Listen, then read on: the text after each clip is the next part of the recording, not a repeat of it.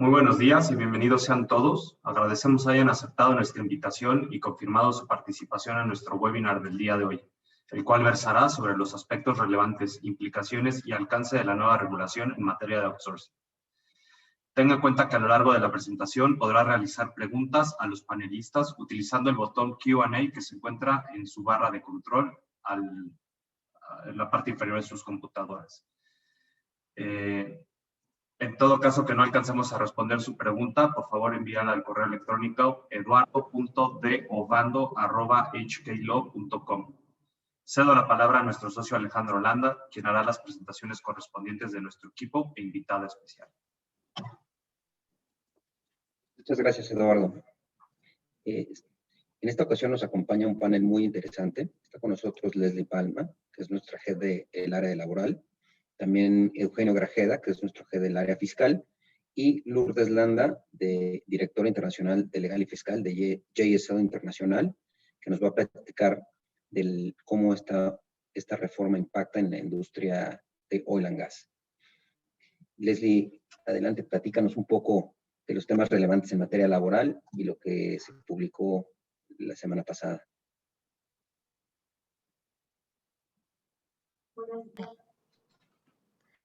Buenos días a todos. Bueno, como ustedes saben, el 23 de abril por la tarde salió publicada en el Diario Oficial la reforma que modifica y armoniza las leyes de la Ley Federal del Trabajo, Seguridad Social, Infonavit y todos los temas respecto el tema fiscal, Código Fiscal, Ley de ICR y la Ley del IVA. Yo les voy a platicar los puntos relevantes de la reforma en materia laboral. Vemos 3 puntos importantes: el tema de la subcontratación de personal, servicios especializados y el reparto de utilidades. ¿Qué prohíbe esta ley? La subcontratación de personal. La subcontratación de personal entendida como cuando una persona física o moral proporciona a otra y pone a disposición de la otra a una persona. Dentro de esta prohibición, pues está prohibido el tema del outsourcing, como lo conocemos el día de hoy. El outsourcing, que era por temporada, cuando estaba permitido contratar por ciertas temporadas, y el insourcing, que era la prestación de servicios de personal en un grupo empresarial. ¿Qué está permitido? La contratación de servicios especializados. Un poco, yo diría que permitieron el outsourcing, cambiándole un poco las palabras. Ahora está permitido la contratación de servicios especializados. ¿Qué puedes contratar como servicios especializados? Toda aquella actividad que no forme parte de la actividad principal o de la actividad preponderante del contratante. Para saber qué es una actividad preponderante, nos podemos remitir al Código Fiscal, que define que actividad preponderante es aquella por la cual una empresa tiene su mayor ingreso. Entonces, una empresa puede tener una operación en la que tiene una actividad que es la que más ingreso obtiene y las demás no son preponderantes, y esas sí las puede subcontratar como un servicio especializado o un servicio, que ahorita vamos a hacer más adelante esa diferencia. ¿Qué también está permitido? La prestación de servicios entre compañías, que se conoce como servicios compartidos, que se puede hacer en empresas de un mismo grupo empresarial y que también serán considerados como servicios especializados. Es un servicio de un grupo empresarial. Alejandro adelante nos va a decir qué se entiende por grupo empresarial, pero bueno, esta empresa de servicios compartidos que le va a prestar servicios a las demás compañías van a necesitar también obtener el permiso de la Secretaría del Trabajo para funcionar u operar como un servicio especializado. Todas aquellas empresas que van a prestar sus servicios como servicios especializados, incluyendo estas empresas de servicios compartidos en un mismo grupo empresarial, deben de obtener el registro ante la Secretaría del Trabajo. Hoy existen muchas preguntas y dudas y cuestionamientos respecto a cuáles son las reglas de la Secretaría del Trabajo. Yo creo que la ley ya puso una muy clara, que es que para obtener este registro, la empresa que lo solicite debe de acreditar que está al corriente de sus obligaciones fiscales y sus obligaciones en materia de seguridad social. La Secretaría del Trabajo tiene 30 días que ya empezaron a correr a partir del 23 de abril para emitir las reglas para obtener este permiso. Una vez concluido este plazo o en el momento que se emitan las reglas, a partir de que se emitan las reglas, tiene 90 días cualquier compañía para solicitar el permiso como servicios especializados. El proceso un poco en cuanto a plazos, nada más lo voy a comentar, es una vez que ya están las reglas, la empresa solicita el permiso de la Secretaría del Trabajo, hay un plazo de 20 días para que esta secretaría haga observaciones. Si no hay observaciones, entonces regresa el solicitante para que en el término de 3 días le den el registro. Eso no le quita ninguna facultad a la Secretaría del Trabajo para que posteriormente pueda realizar inspecciones o cualquier revisión y verificar que efectivamente estén cumpliendo y estén al corriente de sus obligaciones. En caso de que no lo estén, pues puede revocar ese permiso. ¿Cuál es la consecuencia? Y Eugenio lo va a decir más adelante, ¿cuál es la consecuencia de que operes o que contrates un servicio especializado sin el permiso de la Secretaría del Trabajo? Es que no podrás hacer deducible para efectos de ICR o de IVA. La Secretaría del Trabajo va a tener un padrón actualizado de todas las empresas que cuentan con este permiso para que el contratante pueda revisar que efectivamente lo obtengan y pueda ser deducible esa prestación de servicios. Ahora, aquí me quiero detener un poco en cuanto a un servicio especializado y servicio, porque existe una gran diferencia entre saber cuál es la actividad preponderante que estás haciendo, cuáles actividades puedes mantener como un servicio especializado, sí, con una empresa que ya esté registrada ante la Secretaría del Trabajo, y qué servicios están regulados por el Código de Comercio que no necesitan esa autorización. Y a manera de ejemplo, y uno muy sencillo podría ser, por ejemplo, la limpieza. Si tú contratas a una empresa de limpieza para que venga la señora o todo un equipo de limpieza limpia, viene con todos los recursos, la cubeta, los detergentes, cualquier limpiador, y te lo proporcionó la empresa de servicio, viene, tasa de limpieza y se va, ese es un servicio normal, general, regulado por el Código de Comercio.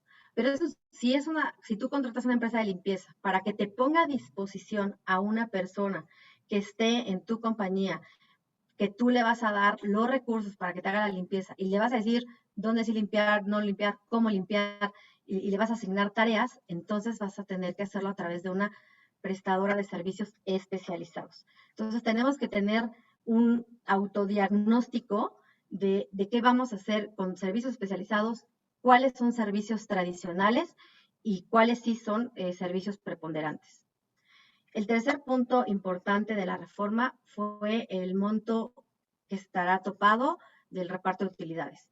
La fórmula para obtener el reparto de utilidades sigue siendo la misma, no modificaron cómo obtener ese cálculo, es el 10% de la utilidad de la compañía, obtienes ese 10%, haces la división tradicional como hasta ahorita lo han hecho todos, el 50% se calcula en base a los días trabajados, el otro 50% conforme al salario, y una vez que obtienes el resultado individual de cada empleado, tendrás que revisar de manera particular que no reciba más de 3 meses de su sueldo o el promedio de los últimos 3 años. Ese es el monto final al que llegaron a topar. Las implicaciones de esta reforma en materia de seguridad social son muchas. De las más importantes, hay que estar presentando informes cuatrimestrales de las empresas de servicios especializados, en la que tendrán que dar información respecto al contrato que firmaron, quién es el cliente, el nombre de las personas que contrataron y todos sus datos como el CURP, Seguro Social, obviamente el salario base de cotización. La eliminación de registros patronales por clases es una tarea que yo considero titánica para el Instituto Mexicano del Seguro Social, eliminar todos los registros patronales, con cual muchas compañías sabemos que tienen varias subclases, hoy van a quedar eliminadas todas. ¿Con cuál te vas a quedar? Con la media, con un registro patronal medio. Y bueno, pues ese es todo un trámite administrativo que esperemos que el gobierno esté considerando que va a poder realizarlo por la cantidad de solicitudes que ya está obteniendo y que además necesita desahogar en muchos casos con el alta de nuevos registros patronales. Acuérdense que todavía en la mayoría de los estados estos registros, haces un preregistro en línea, pero al final del día el registro final es presencial. Entonces, esperemos que ahí al final no se haga un cuello de botella. ¿Cuáles son nuestras recomendaciones en materia laboral? Hacer una revisión del objeto social para determinar tu actividad preponderante, determinar en qué escenario estás, determinar qué servicios especializados sí vas a requerir, qué servicios regulados por el Código de Comercio puedes seguir contratando. Y este tema es importante porque hay muchos servicios que no necesariamente son servicios especializados. O sea, no podemos generalizar que todas las actividades que no forman parte preponderante de la actividad es un servicio especializado. No, hay muchos servicios que pueden ser un simple servicio regulado por el Código de Comercio. Mientras no te ponga y creo que este es un punto importante para poderlo diferenciar, mientras tú no te pongan a disposición el personal en tu lugar para que tú lo dirijas, para que tú lo supervises, puede ser regulado como un servicio general. Una vez que determines el escenario, si hay que hacer la transferencia de empleados, la puedes hacer bajo dos figuras, la sustitución patronal o la migración de empleados. Recuerden que para la sustitución patronal, un elemento importante es la transferencia de activos. La excepción para la implementación de esta reforma es que si haces la sustitución patronal a partir del 23 de abril y 90 días más, es decir, al 23 de julio, no es necesaria la transferencia de activos. Lo pusieron en uno de los transitorios de la reforma, entonces prácticamente no es necesaria la transferencia de activos en cualquier sustitución patronal que exista entre el 23 de abril y el 23 de julio. Y la otra forma de hacerlo es migrar a los empleados con los mismos efectos de la sustitución patronal, que es el reconocimiento de la antigüedad, del salario y de las prestaciones, pero mediante la alta y baja en el sistema del Seguro Social. ¿Por qué estamos haciendo esta recomendación? Porque el Seguro Social, para poder hacer la sustitución patronal en el Seguro Social, te piden el convenio autorizado por la Junta o el Tribunal Federal de Conciliación y Arbitraje. Y para cumplir esos requisitos, bueno, pues es si tienes contrato colectivo, si no, si te dan la cita a tiempo o no. Entonces, para evitar este trámite que te pidan el Seguro Social, el convenio autorizado de sustitución patronal ante un tribunal laboral, la forma más práctica y legal de hacerlo es lo das de baja en tu empresa de servicio o la empresa de servicio que hoy tengas contratada y lo das de alta como un empleado nuevo en tu empresa operadora, con el reconocimiento de antigüedad y de todos los derechos laborales que ya tenía. Entonces, prácticamente es una sustitución patronal, pero en la práctica podemos hacerlo como una migración de empleados. Por mi parte es todo, y le dejo la palabra a Eugenio, quien nos hablará de los fiscales.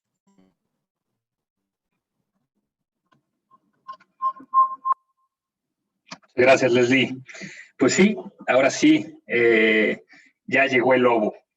Después de tanta expectativa y negociaciones entre el sector privado y el gobierno, tenemos quizás solo un cambio importante en la propuesta que habían presentado a finales del año pasado, que es la relacionada con el tope de la PTU que acaba de mencionar Leslie, ¿no?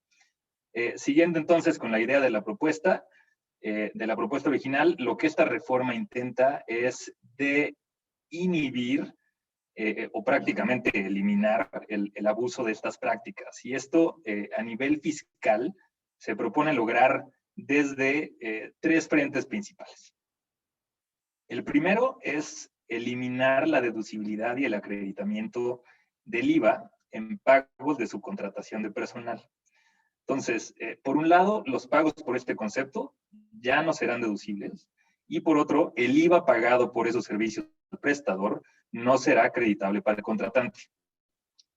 Es decir, no se le va a dar efecto fiscal alguno a los pagos por subcontratación de personal. Ahora bien, al igual que la subcontratación de personal, no se le dará efecto fiscal a otros dos actos que el código asimila a la prestación de personal. Y estos son el proporcionar trabajadores al contratante que originalmente hayan sido trabajadores de este. Una especie quizá de sale-leaseback con tus trabajadores. Y por el otro lado, tienes también el acto de proporcionar trabajadores que abarquen las actividades preponderantes del contratante. Esto, como ya lo dijo Leslie, es actividades de donde obtienen la mayor parte de los ingresos, ¿no? Entonces, si los trabajadores formarán parte de la actividad preponderante del receptor de los servicios, se considerará una subcontratación de personal y, por lo tanto, cualquier pago al prestador del personal será no deducible y el IVA no acreditable. Ahora, la única excepción a lo anterior son los servicios especializados. Es decir, no se considerará subcontratación de personal y por lo tanto no aplicarán limitantes a la deducción y el acreditamiento del IVA si la prestación se trata de servicios u obras especializados que no forman parte, es decir, que no forman parte del objeto social ni de la actividad preponderante de la beneficiaria. Ejemplos clásicos de estos casos son personal de seguridad, limpieza, servicios de cobranza, logística, incluso servicios legales y de contabilidad.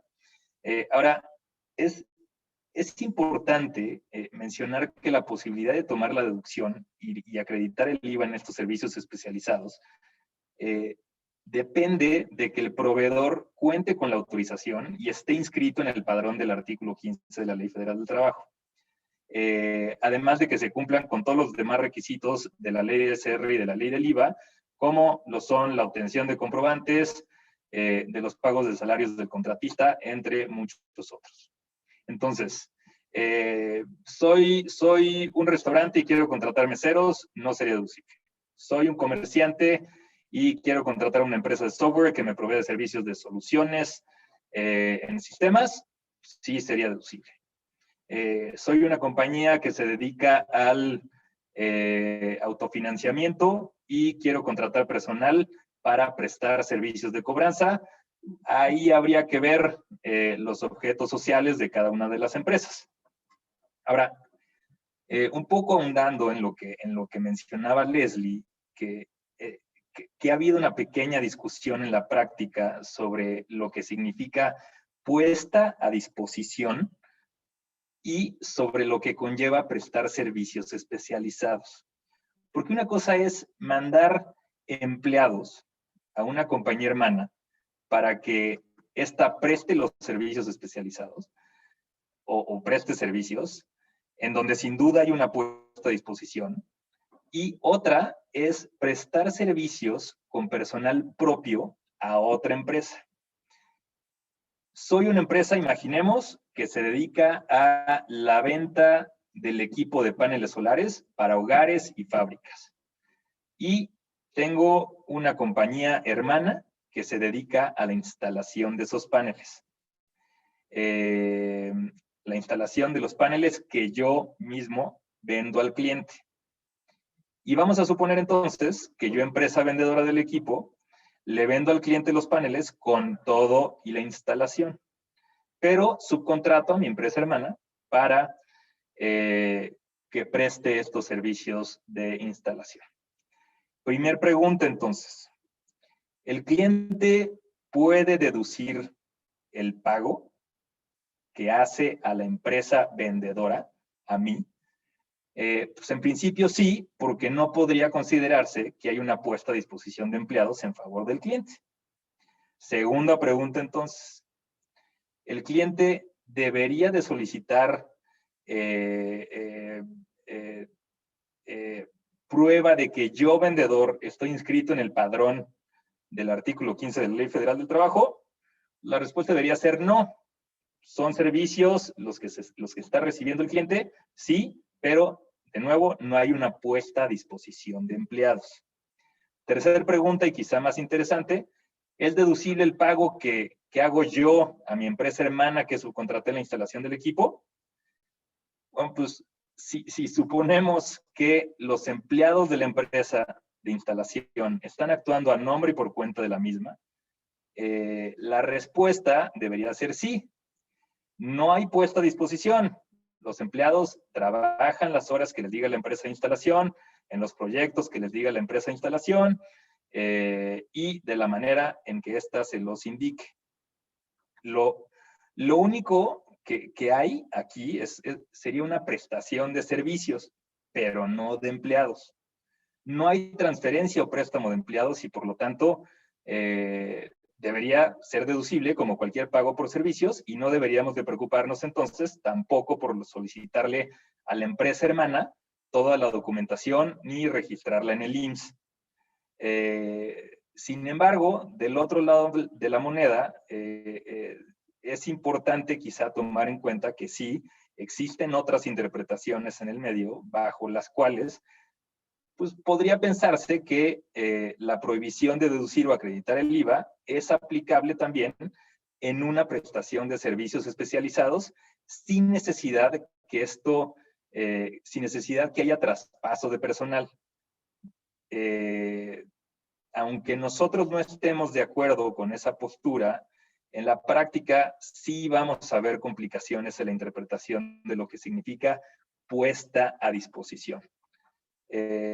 Uno de los argumentos de las autoridades podría ser, en nuestro ejemplo, que lo que hace la empresa de instalación sí es poner a disposición empleados y por tanto, si no cumples con los requisitos de registro y demás, pues no va a ser deducible, ¿no?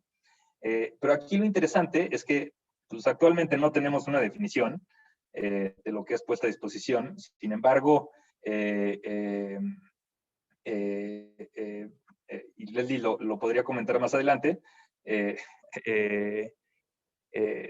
podemos tomar como referencia el significado que este término tenía en leyes anteriores, ¿no? Entonces, esa puesta a disposición implicaría, por ejemplo, bajo esa interpretación de lo que se conocía como puesta a disposición en leyes anteriores, que sí, como tal, haya una prestación de personal, una transferencia de personal para que se considere como puesta a disposición. Pero pues en principio, para evitar contratiempos, en estos casos podría ser importante, sí, claro, revisar el objeto social de las compañías involucradas, ¿no? Entonces, como pueden ver, esto va a requerir que las empresas analicen la necesidad de realizar una reestructura corporativa, transferencias de negociaciones, ventas de activos, fusiones, liquidaciones, y pues evaluar si sus objetos sociales y las actividades económicas contemplan o incluyen actividades de los prestadores de servicios que utilizan, ¿no? Pasando a los otros dos frentes, muy rápidamente, el segundo es que a través de se va a combatir esta práctica. Otra de las maneras a través de las cuales se va a combatir esta práctica es haciendo responsable solidario al contratante. Y la persona que contrate los servicios entonces va a ser responsable solidario de cualquier contribución que se hubiera causado a cargo de los trabajadores que presten el servicio. Entonces, si el prestador no retuvo correctamente el ISR a sus trabajadores, pues el contratante lo paga. Por último, como tercer frente, tenemos a las sanciones. Hay nuevas multas que van desde 179,000 pesos a 4 millones a quien subcontrate personal o a quien preste servicios de subcontratación sin el registro, y de aproximadamente 300,000 pesos para las empresas prestadoras de personal que incumplan con la obligación de entregar toda la información al contratante relacionada con el registro, pagos de nómina, retención de impuestos, etcétera, ¿no? A nivel fiscal, esto se considera, de hecho, como agravante para efectos de la imposición de multas, el deducir o acreditar estos servicios de subcontratación, y esto significa que las multas podrían aumentar de 60 al 90% del monto de las contribuciones omitidas. Y por último, a nivel penal, se establece ya expresamente en el artículo 108 del Código Fiscal que pues esta conducta de utilizar esquemas simulados de prestación de personal, ya sean especializados o no, se va a considerar como delito de defraudación fiscal calificada. Con esto le cedo la palabra a Alejandro. Muchas gracias, mi querido Eugenio. poquito en los temas relevantes en todo el tema corporativo, o dicho de otra manera, ¿qué estamos haciendo? Ahorita ya estamos haciendo un diagnóstico muy específico de las operaciones de las empresas para poder determinar el impacto. Dos, una vez que terminamos este diagnóstico, presentamos o analizamos las opciones que tiene la empresa para armonizar la nueva regulación. Y en un tercer paso, prácticamente ya la implementación, la cual tendrá que ir de la mano con estos 30 días que nos comentaba Leslie, una vez que estén las reglas para poder sacar los registros. Dentro de este proceso de 3 pasos, ¿qué es lo que vemos? Los objetos sociales, y en función de eso, cómo debe armonizarse la regulación en la empresa, analizar las operaciones, ver y diferenciar qué está haciendo el personal y las diferentes partes de la empresa, definir si se es parte de un grupo empresarial. En el caso de los bancos es sustancialmente más sencillo porque prácticamente la regulación incluye a los grupos financieros o los considera como un grupo empresarial. Y dentro de los temas que son muy, muy interesantes, y aquí nos platicará Lourdes, la contratación de personal internacional. Ahí cómo está funcionando, cómo opera. Y un caso muy específico y característico, porque es la práctica internacional, es el caso de la industria petrolera, donde ahorita todos los plataformeros, los drileros y toda la cadena está reconfigurándose, y de alguna manera aquí va a ser muy interesante ver qué es lo que están haciendo. Entonces, Lulú, no sé si nos puedas platicar un poco qué es lo que están haciendo. Okay. Hola, buenas tardes, no días todavía. Bueno, les voy a platicar un poquito del tema en el sector oil and gas. Yo creo que un poquito para entender qué es lo que se va a hacer, se tiene que tener un antecedente de cómo opera el sector para aquellos que no lo conocen o que no entienden cómo funciona. En la cadena productiva del sector, pues tenemos varias partes involucradas, que son las operadoras, las drillers y los prestadores de servicios finales. La operadora es quien tiene per se el derecho a perforar en un bloque específico en México. Ahora eso se dio vía las licitaciones que se hicieron hace un par de años. La driller, que son aquellos que tienen precisamente la unidad de perforación y que se encarga de la perforación del pozo en la fase exploratoria y en la fase de extracción. Y los prestadores de servicios, que les podríamos llamar en nuestro sector especializados, que serían quienes nos prestan servicios de personal, servicios de una actividad específica de revisión, coordinación, diagnóstico, reportaje, etcétera, ¿no? Hoy en día, ¿cómo se opera en el sector? Bueno, desde la operadora hasta la última cadena productiva utiliza el outsourcing. Y es así porque los proyectos pueden ser a corto, mediano o largo plazo. Hoy día, cuando se está en una fase exploratoria, se puede dar la perforación de 1, 2, 3, 4, 5 pozos, pero cuando hablamos de una perforación de un pozo, se está hablando de un término de 90 días. La operadora llega a México porque ahora está abierto al sector privado y normalmente las operadoras que estamos hablando de un Shell, Total, BP, entran a México, constituyen su compañía, contratan a una driller que va a perforar ese pozo y esta a su vez contrata a personal mexicano para que aborde la unidad de perforación y perfore. Los términos son tan cortos que normalmente no se crea un departamento de recursos humanos, no se toma el tiempo para tener el registro patronal y la carga y el pasivo laboral es tan grande que con un tiempo tan corto, pues normalmente prefieres contratar a una prestadora de servicios especializados para que te provea del personal. En adición al tema del cumplimiento del tema de contenido nacional que se tiene que cumplir por parte de la operadora, ¿no? Esto es contratación de personal local para cumplir con el porcentaje que te exige la ley, que si bien es mínimo, bueno, igual se requiere, ¿no? Ahora viene una operadora y simplemente el reclutamiento de ese personal especializado se dificulta. Entonces, por eso se requiere de estas prestadoras de servicios. Otro tema importante, la operadora en sí utiliza ¿qué? Pues personal especializado expatriado o bien mexicano, con sueldos muy altos, que únicamente estarán involucrados en este proyecto o por este término tan corto, y normalmente se les contrata como consultores o bien a través de una prestadora de servicios. Entonces, como se ve, siempre se utiliza el outsourcing y no como un tema de evasión fiscal ni de pasivo laboral, pero por un tema práctico, ¿no? Este tema, pues, se ha visto en otros países, como es el caso de Venezuela, Colombia, en donde yo he tenido la oportunidad de estar, donde se prohibía la tercería o tercerización.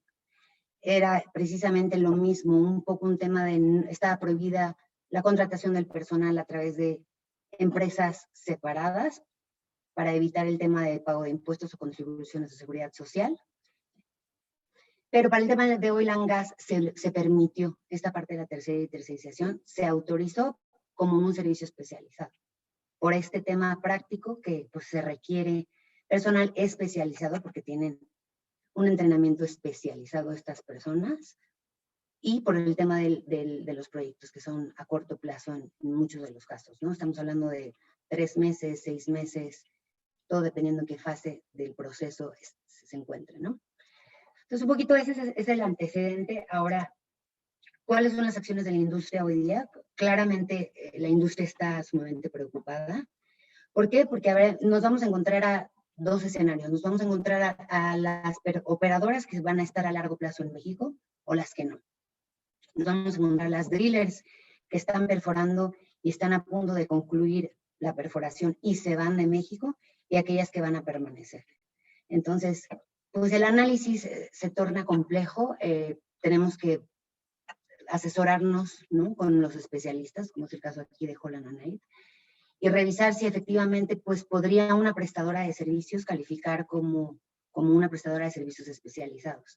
El tema es muy delicado y muy fino, porque ahora que estaban hablando del tema de poner a disposición el personal, bueno, pues esto sí sucede en nuestro caso, ¿no? ¿Por qué? Pues porque el personal opera en una plataforma petrolera mar adentro y está a disposición pues, de la operadora, de la driller y del mismo supervisor del personal de la prestadora de servicios. Estamos hablando de gente que trabaja en rotaciones de 28 por 28 o 14 por 14. Esto es, están a bordo 28 días, puestos a disposición 100%, porque desayunan, comen y cenan en las instalaciones de una driller que a su vez está a disposición de una operadora en un bloque, perforando, y los 14 días o 28 días regresan a su residencia y tienen ese descanso, ¿no? Entonces, ahora, ¿estamos en un servicio especializado? Yo pensaría que sí. ¿Cómo lo calificaríamos? Es complejo. El personal que esté en una plataforma petrolera tiene entrenamientos especializados para poder pues, prestar ese servicio, ¿no? Ya sea de perforación. Existen varias posiciones con actividades muy específicas en el sector. Entonces, pues bueno, yo creo que el paso número 1 es precisamente, como comenta Alejandro, y viendo el tema fiscal y laboral, pues asesorarnos, ¿no? Y ver si se podría continuar solicitando el apoyo de una prestadora de servicios o no. ¿Por qué? Porque, bueno, ¿cuál es la alternativa? Pues 1, la sustitución patronal o terminación de contratos existentes con el personal por parte de la prestadora de servicios y recontratación por parte de la driller o la operadora, ¿no? Que tiene varias implicaciones. ¿Por qué? Porque en una sustitución patronal, el prestador de servicios hoy día no quiere continuar pues con esta, son 6 meses de responsabilidad solidaria, entiendo, ¿no, Leslie? Cuando tenemos una sustitución. Un prestador de servicios hoy día en el sector pues no va a querer continuar con esa responsabilidad solidaria. ¿Qué se está dando en la práctica? Pues se quiere la terminación de contratos con este personal, si es que va a haber recontratación por parte ya sea de la driller o la operadora. ¿Cuáles son las implicaciones? Pues que el personal está contratado por obra determinada. ¿Qué obra? La perforación de un pozo. Esa obra no termina cuando tú terminas ese contrato y lo recontratas bajo otro esquema. ¿Qué se viene? Pues el pago de liquidaciones. Entonces el impacto financiero es importante, ¿no? Bueno, entonces este sería una de las vertientes. La siguiente vertiente, ¿cuál sería? La celebración ahora de contratos de prestación de servicios donde haya un entregable. ¿Por qué? Pues porque habrá personal en mi experiencia lo tenemos. Gente, por ejemplo, de seguridad, que le llaman HSE, que se encargan de hacer reportaje de temas de seguridad a bordo de las plataformas o en tierra, que preparan dictámenes. ¿Cómo lo vemos? Bueno, celebrar con las operadoras un contrato de prestación de servicios y ya no se le facturará a la operadora el tiempo o el manpower rate de una persona a su cargo, sino bien un entregable que va a hacer la empresa para Shell. Eso como otra alternativa. Y la otra vertiente es la implementación de estructuras internacionales que se tienen que analizar. Esto se tiene que analizar a la par con el laboralista y el fiscalista, sin duda, porque es un tema de una celebración de prestación de personal a nivel internacional, donde el contrato se celebra por las partes relacionadas en el extranjero y hay una facturación del extranjero a la mexicana, ¿no? Entonces ahí se pone en duda, ahí se podría tener o no la subcontratación. Si estamos hablando que una mexicana subcontrata a través de una extranjera, entiendo que las disposiciones, y me podrán corregir los expertos, no prevén ese tema internacional. Y bueno, es una de las alternativas que se tienen. Claramente la revisión por parte de la autoridad fiscal, pues, será constante, me imagino, pero pues es una manera que también se ha pensado y ahora lo estamos viendo, ¿no? Que ahora que hacen, pues se contrata personal a través de empresas en el extranjero y serán ellas quien emitan la factura a la mexicana, que no corre ese riesgo de no deducibilidad y no acreditamiento del IVA, al menos desde el plano de su contratación.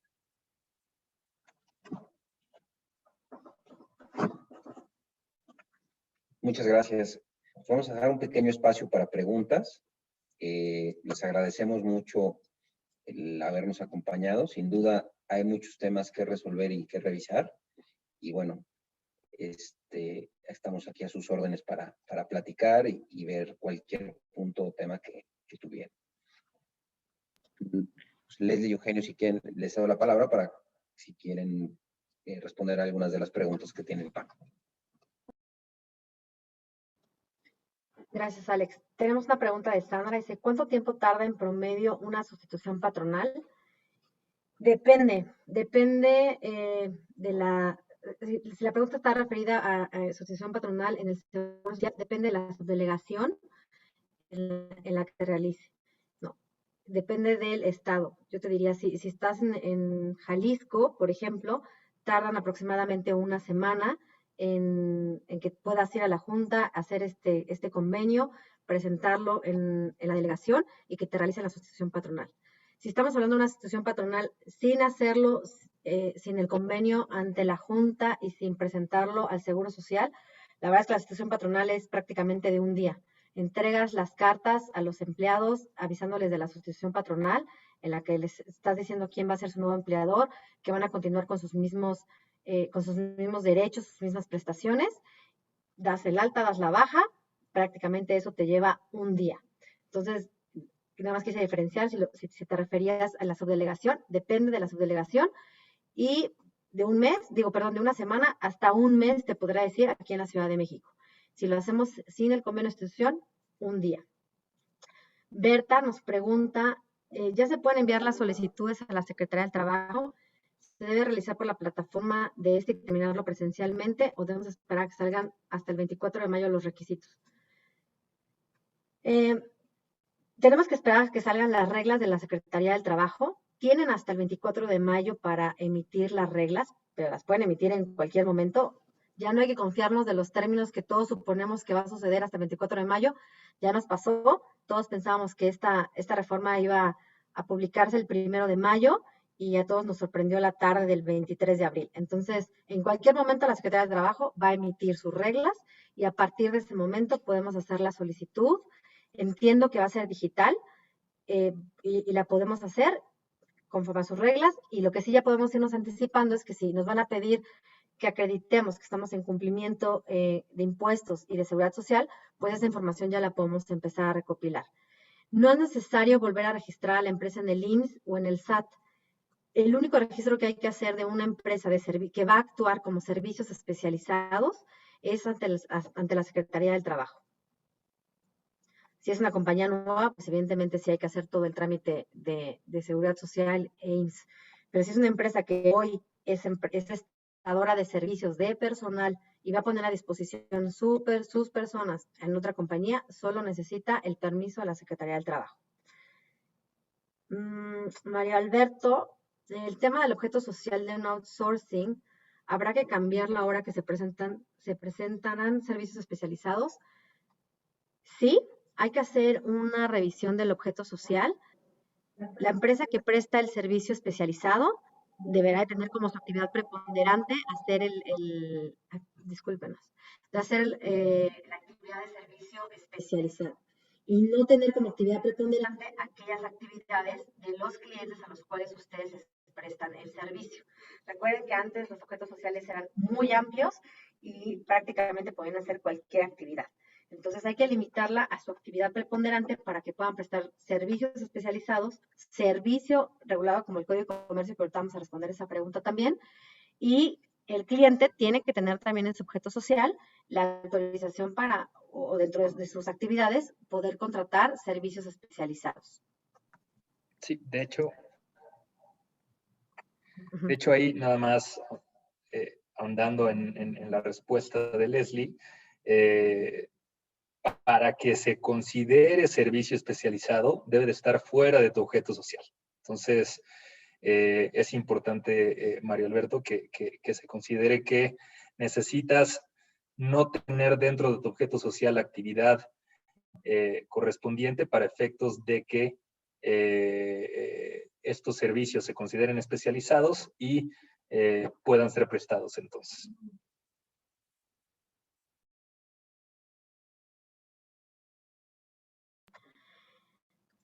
Tenemos una pregunta que es muy buena pregunta.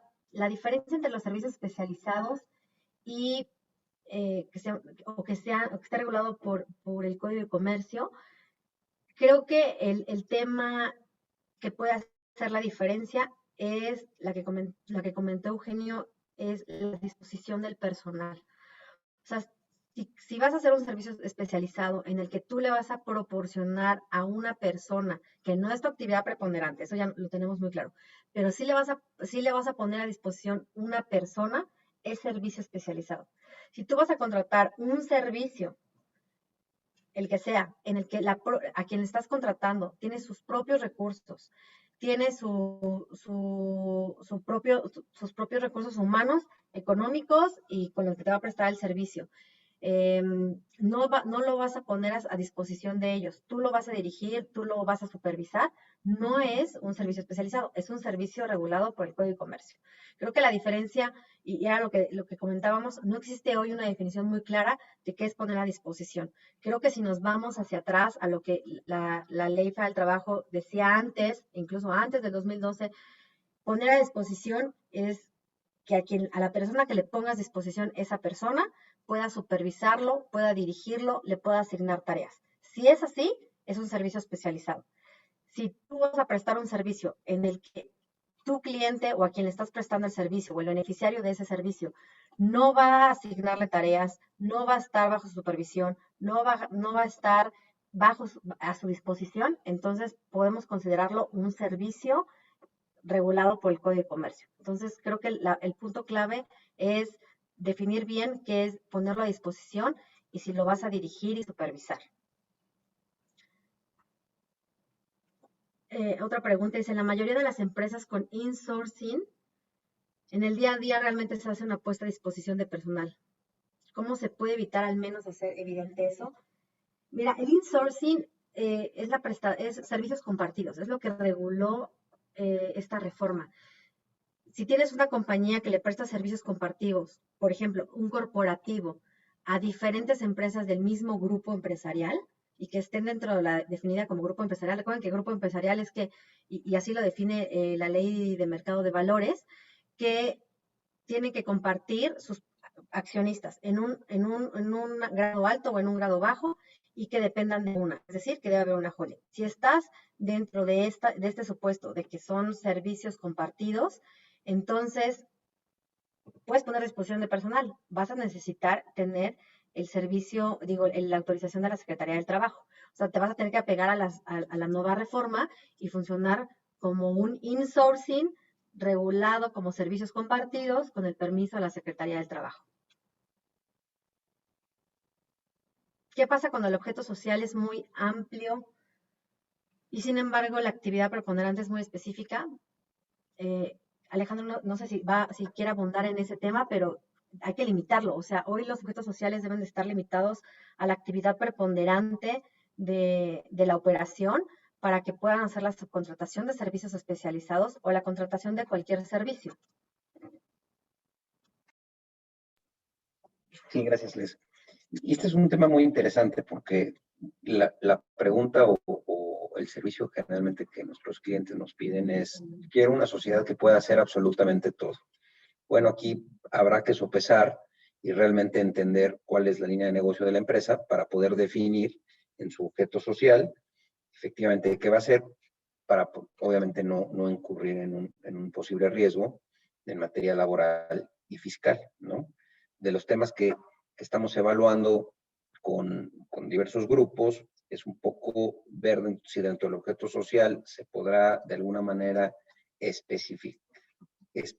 poder plantear la actividad específica que se va a hacer y por otro lado, no como actividad específica, sí listar actividades accesorias de tal forma que desde el punto de vista sustancial y también formal, ese objeto social en la escritura pública quede muy claro cuál es la actividad preponderante específica, redactado de la forma correcta, y por otro lado, las actividades que tiene que hacer día a día para poder llevar a cabo esa actividad preponderante.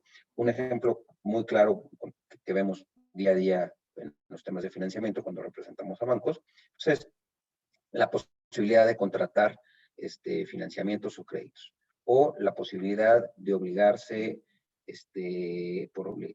como obligado solidario, ¿no? Eso es lo clásico.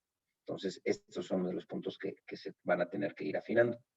Otra pregunta nos ponen, ¿qué pasa con todas las empresas SPVs que salen de licitaciones bajo la ley de APP, que prácticamente todos subcontratan, incluido objeto de la realización del contrato? Es una muy buena pregunta. Habría que ver el caso específico, ya sea que este SPV pues, de algún lugar tendrá que provenir, si es de una constructora, habrá que estudiarlo y manejar probablemente un esquema de insourcing, como comentaba Leslie, previa pues, la autorización de la Secretaría, o si este SPV en realidad no tiene ningún vínculo propiamente con una empresa constructora o la que presta el servicio en el APP, dependiendo si es un hospital o un edificio administrativo, habrá que estudiarlo muy bien para determinar de quién es, qué servicios se están prestando desde el punto de vista del personal que está atendiendo en este APP, ¿no? Es realmente construir todo el esquema para que sea consistente con la nueva regulación.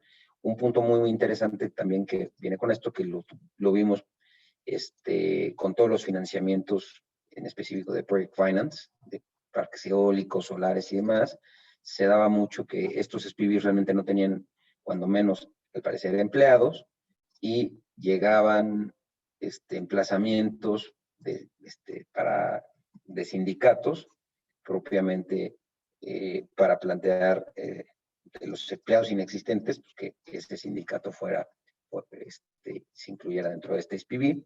Aquí yo creo que va a cobrar relevancia porque efectivamente ya se va a tener que fijar efectivamente qué es lo que está haciendo este SPV, no como desde un punto de vista de estructuración financiera, sino ya desde un punto de vista práctico, muy relacionado a la parte fiscal, al esquema fiscal que se está llevando de estos proyectos, que en realidad no conllevan un personal en realidad, y desde el punto de vista laboral, ¿no?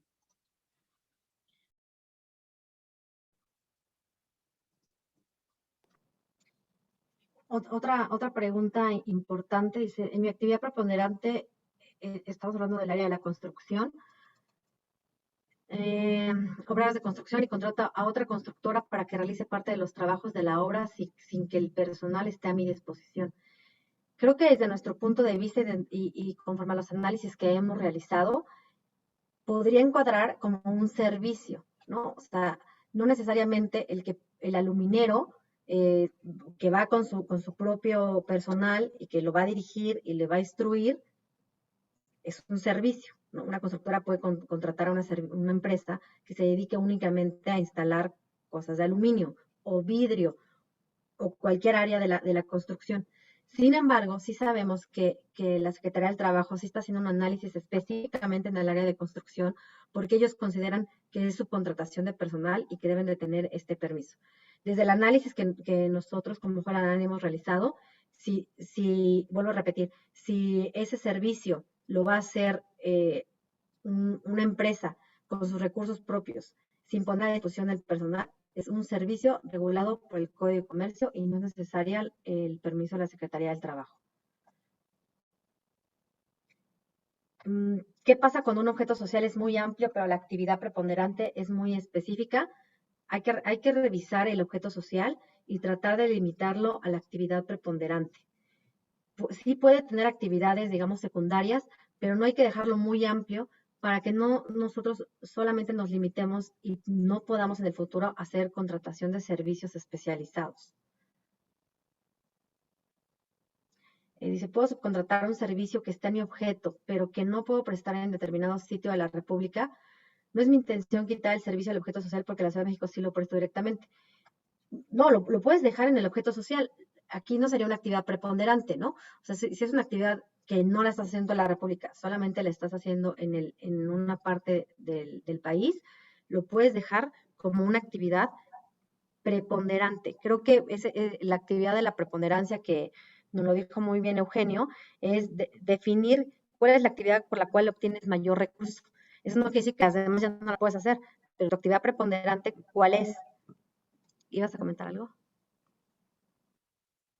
Sí, ahí nada más tomar en cuenta que creemos que la actividad preponderante no depende de la localización geográfica donde uno se encuentre. No porque la actividad se preste en otro lado, dejará de ser parte de tu actividad preponderante, ¿no?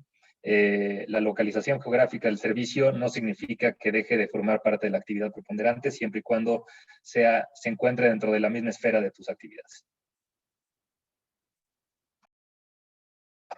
Hay una pregunta importante. Dice, ¿un representante legal puede ser el mismo en diferentes compañías o de un mismo grupo o debe estar dentro de la empresa de servicios especializados?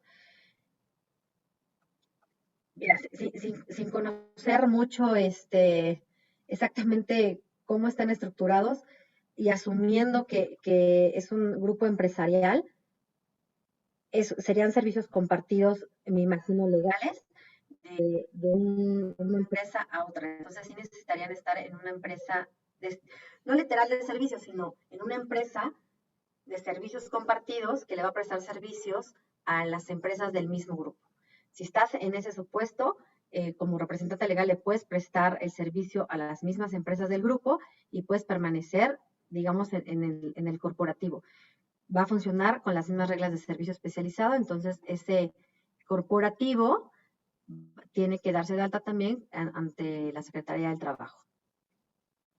Creo que se nos está acabando el tiempo. Podemos contestar estas preguntas directamente a quien las ha realizado. Y si tuvieran alguna duda, ahorita Eduardo va a compartir nuestros correos y nuestros teléfonos y con mucho gusto podemos seguir comentando el tema. Muchas gracias a todos.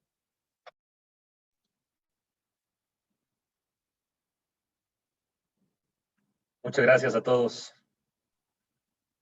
Muchas gracias, Leslie, Lourdes, Alejandro, Eugenio. Muy interesante todo lo que nos compartieron el día de hoy. Veo algunas preguntas que probablemente quedaron sin atenderse.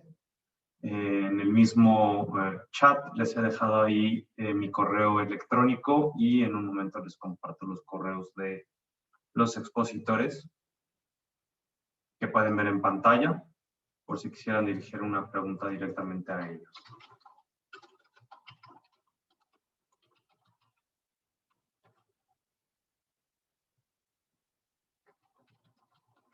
Aprovecho para comentarles que la sesión, la presentación y la grabación de la misma se compartirá en nuestra página web en nuestra página de la Oficina de México, a la cual podrán tener acceso en los próximos días.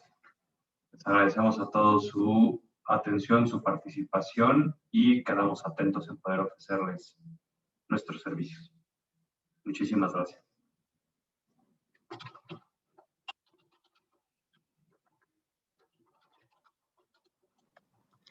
Gracias.